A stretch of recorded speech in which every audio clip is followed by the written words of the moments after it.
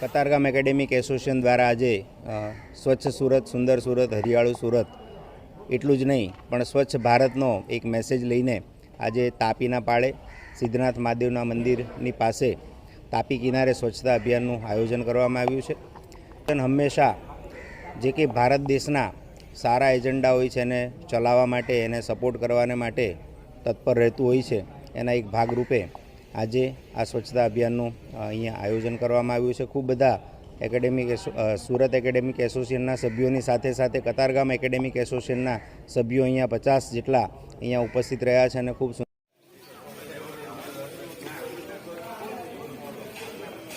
Katargam academic association જે અવારનવાર સુરત, ગુજરાત અને દેશના સાનિધ્યમાં વિચારે એ સંસ્થા છે, એ સંગઠન છે.